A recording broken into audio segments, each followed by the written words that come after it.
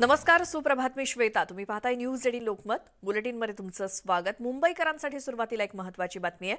मुंबईकरांचा प्रवास आजपासून महागतोय, कारण आजपासून रिक्षा आणि टॅक्सीच्या भाड्यामध्ये वाढ करण्यात आली आहे. रिक्षा आणि टॅक्सीसह आता कूल कॅबचा सुद्धा प्रवास महागलेला आहे. रिक्षाच्या भाड्यामध्ये 2 रुपयांची तर टॅक्सीच्या किमान भाड्यामध्ये 3 रुपयांची वाढ होते, तर कूल कॅबच्या दरामध्ये 7 रुपयांची वाढ आजपासून लागू झाली आहे. वाढत्या महागाईच्या काळात आता रिक्षा टॅक्सीची भाडेवाढ झाल्यामुळे सर्वसामान्यांच्या खिशाला नक्कीच कात्री लागणार आहे. आजपासून लागू झालेल्या दरवाढीवरती आपण एक नजर टाकूयात.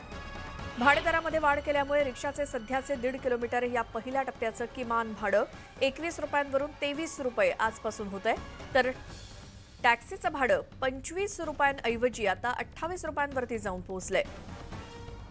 तर दुसरीकडे कूल कॅबचे सुद्धा भाडेदर महागले असून 1.5 किलोमीटरसाठी किमान भाडं 33 रुपयांवरून 40 रुपये असणार आहे. पश्चिम रेल्वेने मुंबईकरांचा लोकल प्रवास गर्दीमुक्त व्हावा म्हणून आजपासून लोकलचं नवीन वेळापत्रक लागू केलंय. त्यानुसार पश्चिम रेल्वेवरती अतिरिक्त 12 नॉन एसी आणि 31 वातानुकूलित सेवा नागरिकांच्या सेवेत आल्या आहेत. सकाळी आणि संध्याकाळी एसी लोकलमध्ये होणारी गर्दी लक्षात घेऊन पश्चिम रेल्वेनं नव्या वेळापत्रकात अतिरिक्त 31 फेऱ्या वाढवलेल्या आहेत. शिवाय 50 लोकल फेऱ्यांचा विस्तार सुद्धा केला गेलाय. या वाढीव लोकल सेवांमुळे पश्चिम रेल्वे मार्गावरील प्रवाशांना मोठा दिलासा मिळणार आहे.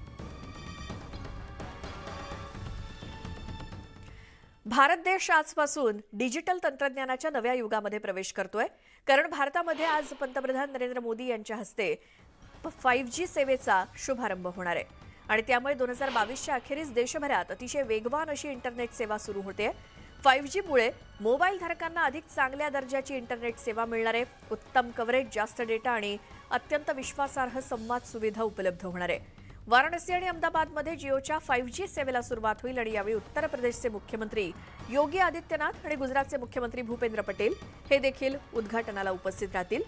तर जिओ येत्या दिवाळीपर्यंत दिल्ली, मुंबई, चेन्नई आणि कोलकाता यासह सर्व प्रमुख शहरांमध्ये 5G सेवा सुरू करणार आहे.